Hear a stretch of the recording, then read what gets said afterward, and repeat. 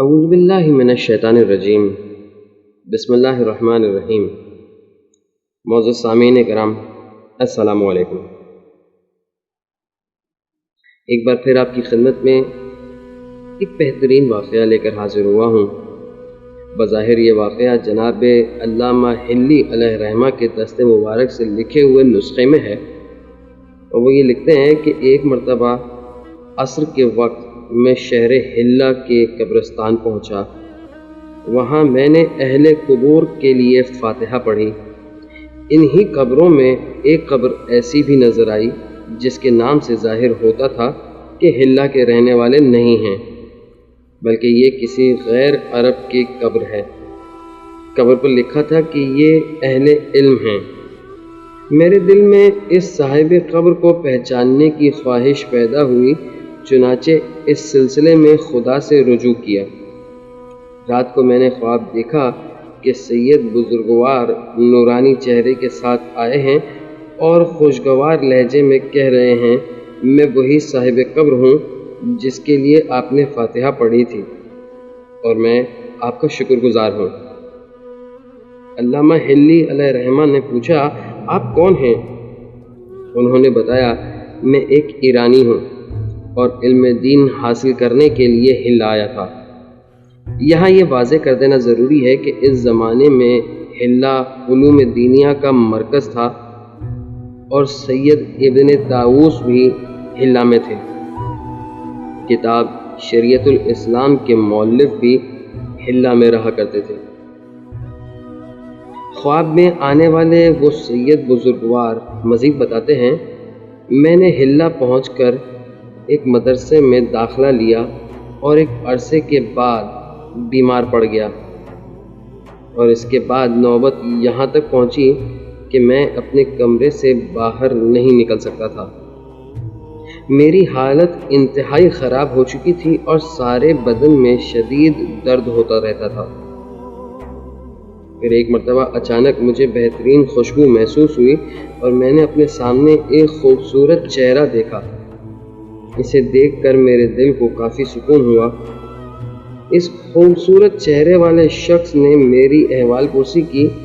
میں نے اسے بتایا کہ سر سے لے کر پاؤں تک درد میں مبتلا ہوں اور سخت تکلیف میں ہوں۔ اس نے پوچھا، کیا تم چاہتے ہو کہ تمہارے لیے ڈاکٹر لے آؤں تاکہ تمہیں آرام آ جائے؟ میں نے کہا، اس سے بڑھ کر تم میرے لیے اور کیا مہربانی کر سکتے ہو؟ پھر تھوڑی ہی دیر کے بعد ایک اور خوبصورت اور خوشبوؤں میں بسا ہوا ایک شخص آ گیا، اور اس نے بڑی نرمی اور محبت سے میری احوال پرسی کرتے ہوئے کہا، آپ کو کہاں درد ہو رہا ہے؟ اس نے اپنا ہاتھ میرے پاؤں پر رکھا اور آہستہ آہستہ اسے اوپر لے آیا۔ میں نے کہا، یہاں تک میں بالکل ٹھیک ہو چکا ہوں، اور جیسے جیسے اس کا ہاتھ اوپر ہوتا رہا میں اس سے یہ کہتا رہا کہ یہاں تک میں بالکل ٹھیک ہو چکا ہوں، یہاں تک کہ اس نے اپنا ہاتھ میرے سر کے اوپر سے گزار دیا۔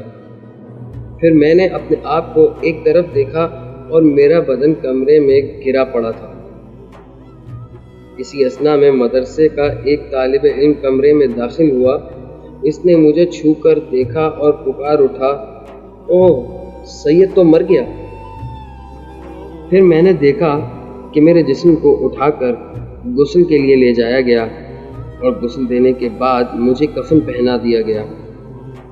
جب مجھے قبر میں دفنایا گیا تو اس وقت میں نے وہاں وہی پہلے والے خوبصورت چہرے کو دیکھا۔ پہلے پہل مجھے قبر سے خوف محسوس ہو رہا تھا، لیکن اس خوبصورت چہرے کے آنے کی وجہ سے میرا دل خوش ہو گیا۔ اس نے پوچھا، جانتے ہو میں کون ہوں؟ میں نے کہا، نہیں۔ اس نے بتایا، میں تمہارا نیک عمل ہوں۔ وہ ڈاکٹر ملک الموت تھا جو عزرائیل نامی فرشتہ ہے، اور وہ تمہاری روح قبض کرنے کے بعد چلا گیا، لیکن میں ہمیشہ تمہارے ساتھ رہوں گا۔ علامہ حلی لکھتے ہیں کہ یہ وہ امور ہیں جو ہمارے شیعہ عقائد سے مطابقت رکھتے ہیں۔ ہمارے نزدیک اعمال مجسم ہو کر ملکوتی صورت میں ظاہر ہوتے ہیں۔ اگر اعمال نیک ہوں تو خوبصورت چہرے کی صورت میں ظاہر ہوتے ہیں، اور اگر اعمال برے ہوں تو صورت بدصورت ہو جاتی ہے۔ مسجد کا یہ وسیع و عریض حال بالکل اسی طرح کل ہماری اس عبادت کی گواہی دے گا جس طرح روز و شب اور زندگی کے گزرنے والے لمحات ہمارے ایک ایک عمل کی گواہی دیں گے۔ یہ واقعہ یہاں پر اختتام پذیر ہوتا ہے، لیکن اس واقعے میں ہمیں یہ بتایا گیا ہے چاہے ہم چاہیں کیسا بھی عمل کریں، چاہے وہ نیک ہو یا برا ہو، ہر ایک چیز ہماری گواہ ہے۔ لہٰذا ہمیں چاہیے کہ ہم ایسے اعمال کریں کہ اس زندگی کے بعد ہمیں پشیمان نہ ہونا پڑے۔ چینل پر اگر نئے ہیں تو چینل کو ضرور سبسکرائب کریں، کیونکہ یہاں پر ایسے ہی واقعات اور کہانیاں لے کر آیا کرتا ہوں۔ اس واقعے کو اپنے دوستوں کے ساتھ ضرور شیئر کریں تاکہ وہ بھی اس سے افادہ حاصل کر سکیں۔